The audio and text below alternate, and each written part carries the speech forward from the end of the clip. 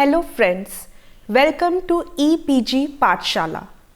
Today I am going to tell you about the disposal of hazardous waste and other waste Transboundary Movement Rules 2016.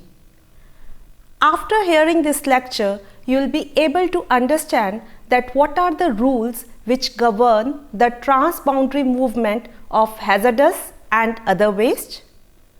You will be able to understand the rules which govern the import and export of hazardous and other waste, and you will be able to know that what responsibility has been given to different entities regarding disposal of hazardous and other waste.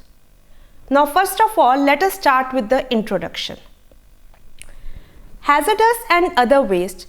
A lot of hazardous and other waste is being generated by the industries. Now one of the main problem regarding this waste is how to dispose it of.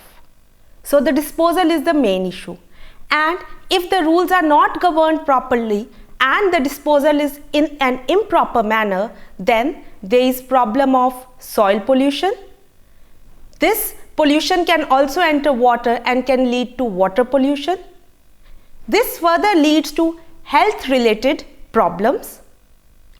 Another issue which is related to hazardous and other waste is the way in which the factory workers deal with it, because the factories in which this waste is generated, there the workers are exposed to a very high risk.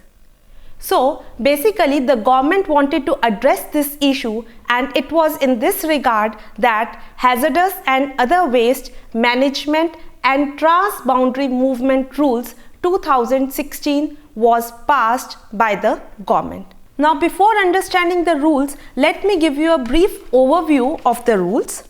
In total there are 24 rules and they are divided into 6 chapters. Chapter 1 is titled as Preliminary and contains Rule 1 to 3. Rule 1 talks about the short title and commencement. Rule 2 talks about the applicability of these rules, and Rule 3 enlists some of the important definitions which are required to be understood in order to interpret these rules.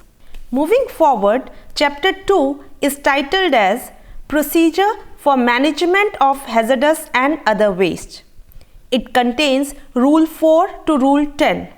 Rule 4 and 5 talks about the responsibility of the occupier and the state government for management of hazardous waste and other waste respectively. Rule 6 and 7 talk about the procedure for grant of authorization for managing hazardous and other waste, and the power of the State Pollution Control Board to suspend or cancel this authorization in case of non-compliance.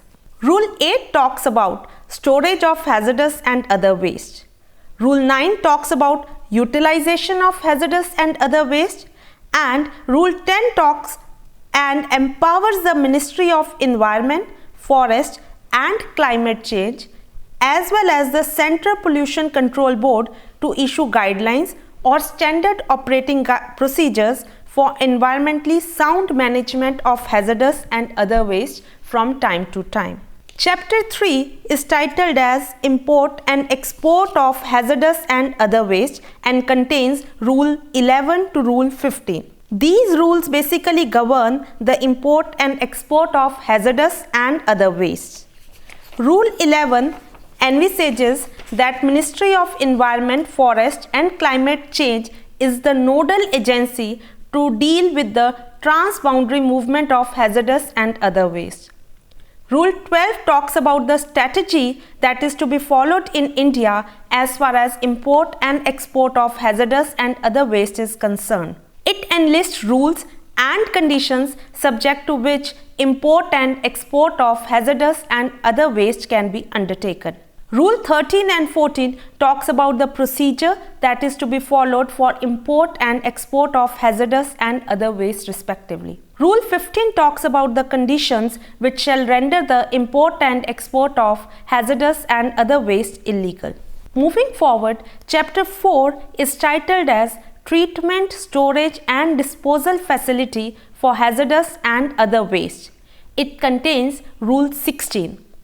This rule holds the state government, operator of a facility, occupier or association of occupiers responsible for identifying sites for establishing the facility for treatment, storage and disposal of hazardous and other waste in the state. Next chapter, chapter 5, is titled as Packaging, Labeling and Transport of Hazardous and Other Waste. This chapter contains Rule 17 to Rule 19. Rule 17 describes the manner of packing and labeling hazardous and other wastes.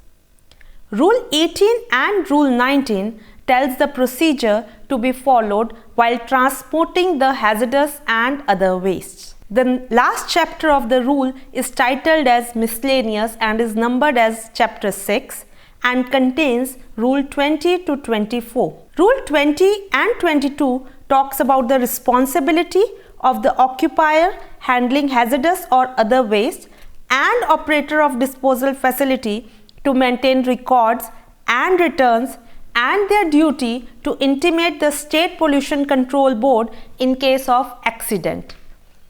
Rule 23 talks about the liability of the occupier, importer or exporter and operator of a disposal facility to pay penalty in case of damage to environment or third party due to improper handling and management of hazardous and other waste. Rule 21 talks about the responsibilities of the authorities to perform the duties as specified. Rule 24 provides for appeal in case a person is aggrieved by the order of suspension or cancellation or refusal of authorization or its renewal passed by the State Pollution Control Board.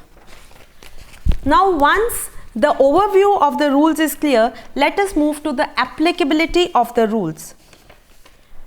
As discussed earlier, Rule 2 specifically talks about the applicability of the rules.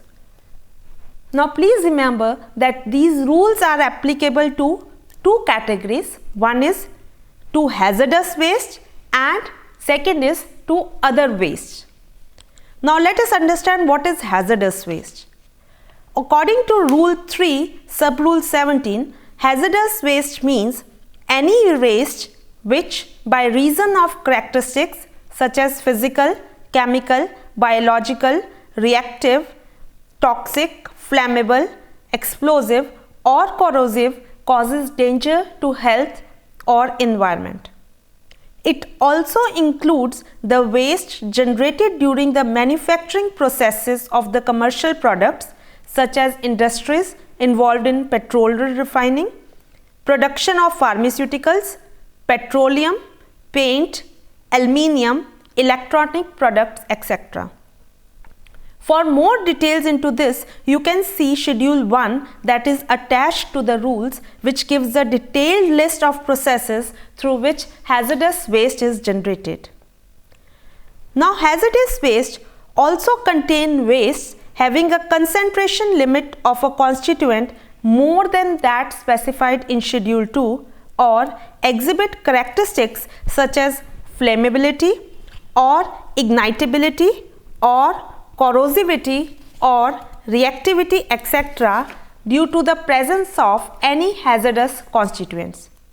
For example, if a waste has concentration of arsenic more than 5.0 mg or mercury more than 0.2 mg per liter, then it will be termed as hazardous. For more details into this, you can see Schedule 2 that is attached to the rules, which gives a detailed list of waste constituents with concentration limits.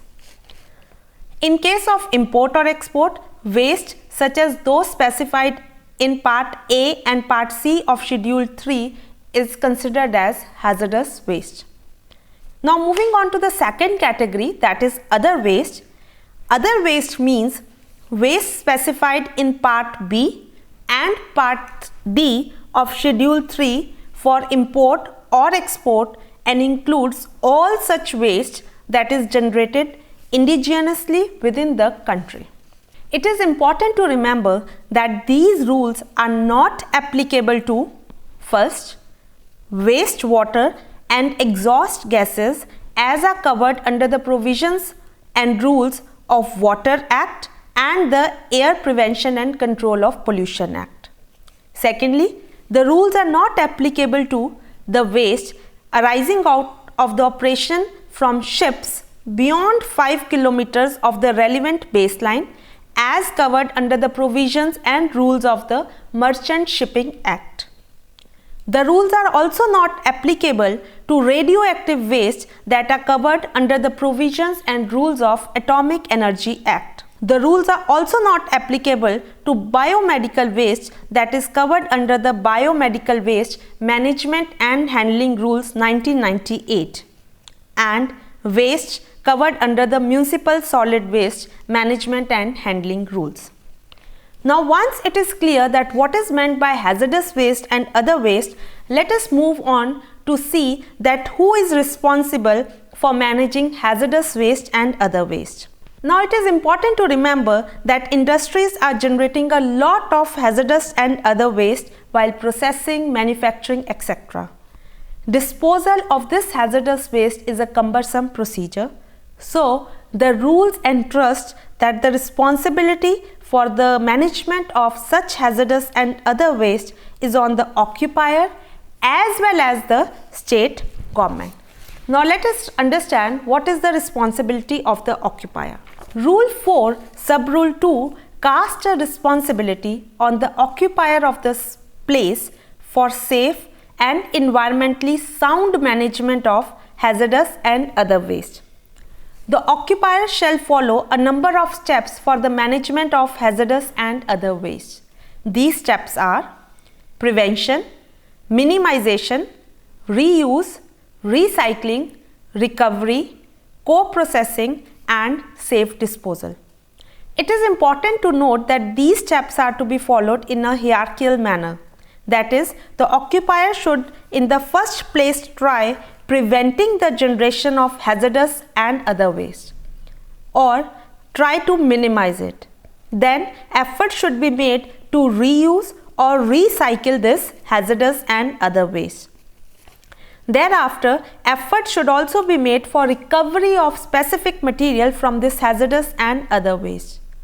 The occupier should try to co-process, that is, he should try to generate energy out of this hazardous and other waste so that the use of conventional fuels is reduced. And the last is safe disposal. The rules entrust the occupier that he should take all steps that are necessary to contain contaminants and prevent accidents and limit their consequences on human beings and environment. He should also provide persons working in the site with appropriate training, equipment, and the information to ensure their safety. Now, once we have understood the responsibility of the occupier, let us see what is the responsibility of the state government. Now, the state government has to set up or allot industrial space or sheds for recycling, pre-processing, and other utilization of hazardous or other waste for environmentally sound management of hazardous and other waste. The Department of Labor in the state has been entrusted with the responsibility to first, recognize and register the workers involved in recycling, pre-processing and other utilization activities. Second, form groups of workers to facilitate setting up such facilities. Third, undertake industrial skill development activities. And fourth, ensure safety and health of workers. Safe disposal of hazardous and other waste. Scientific disposal of hazardous and other waste through proper collection, storage, packaging, transportation and treatment in an environmentally sound manner minimizes the adverse impact of such waste on human health and environment. The rule envisages two types of mechanisms for safe disposal of hazardous and other waste. These two mechanisms are authorized actual user and authorized disposal facility. Now let us see what is authorized actual user. Actual user means an occupier who procures and processes hazardous and other waste for reuse, recycling, recovery, pre-processing, utilization, including co-processing. Authorized disposal facility means when the occupier sends hazardous and other waste to the disposal facility, he shall give specific information as may be needed for safe storage and disposal. The hazardous and other waste must be transported in accordance with these rules. Authorization to deal with hazardous and other waste. The rules provide that authorization is required for generation or collection or storage or transport or reception or recycling or reuse or recovery or utilization or treatment of disposal of hazardous and other waste. The application for obtaining this authorization is to be made in Form 1 to the State Pollution Control Board. The board will then conduct an inquiry, and after being satisfied that the applicant possesses technical capabilities and the equipment which is required for complying with the standard operating procedures or other guidelines as specified by the Central Pollution Control Board, grant authorization. This authorization is to be granted within a period of 120 days, and the authorization will be granted in Form 2. The State Pollution Control Board may, after giving reasonable opportunity to the applicant to be heard, may also refuse to grant authorization. However, it has to record the reasons for the same. The board can also impose conditions on the applicant while giving authorization. The authorization shall remain valid for a period of 5 years, and the application for renewal of authorization may be made 3 months before the expiry of such authorization.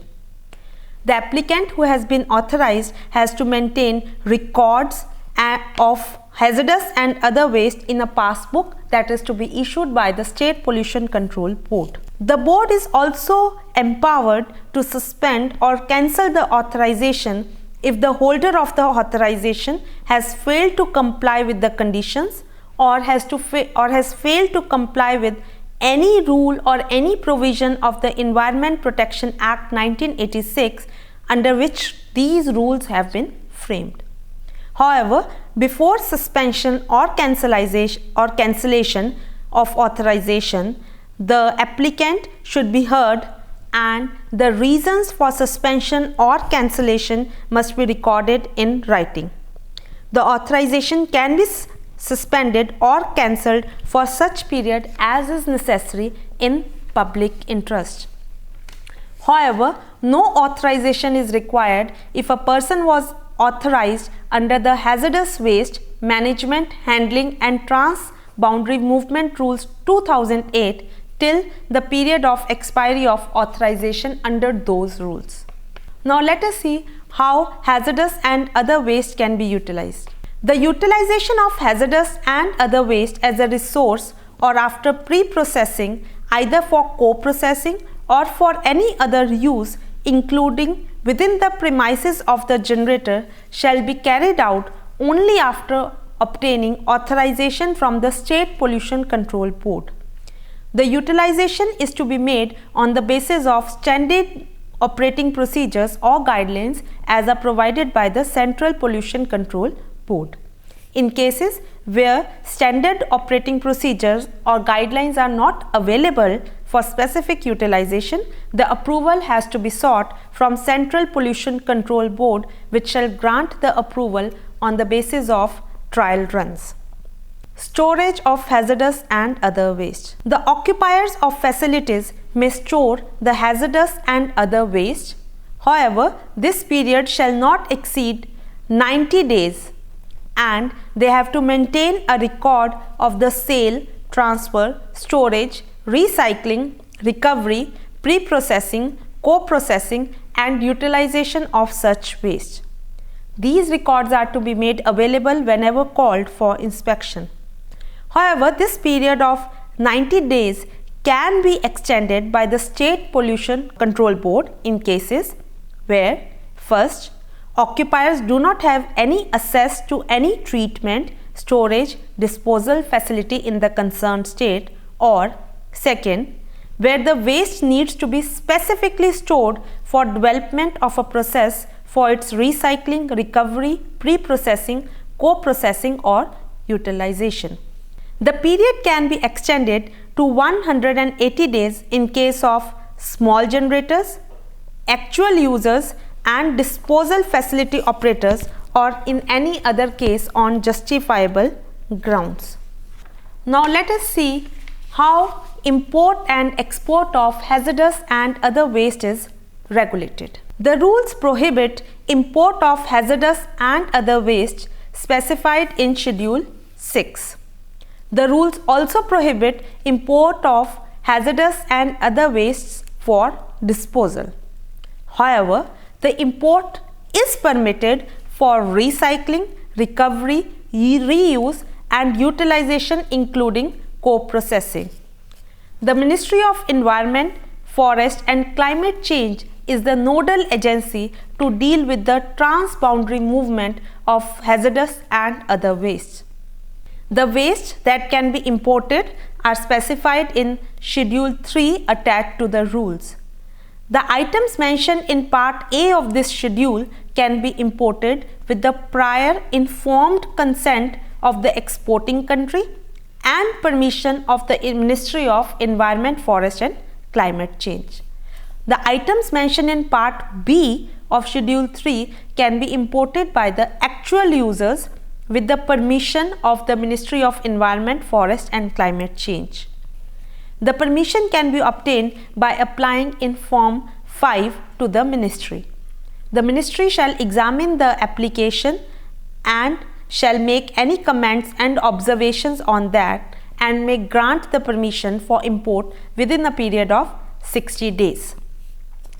However, this permission may be granted with the condition that the importer has environmentally sound facilities, adequate arrangement for treatment and disposal of waste generated, and a valid authorization and consent from the State Pollution Control Board, plus prior informed consent from the exporting country in case of Part A of Schedule 3 wastes.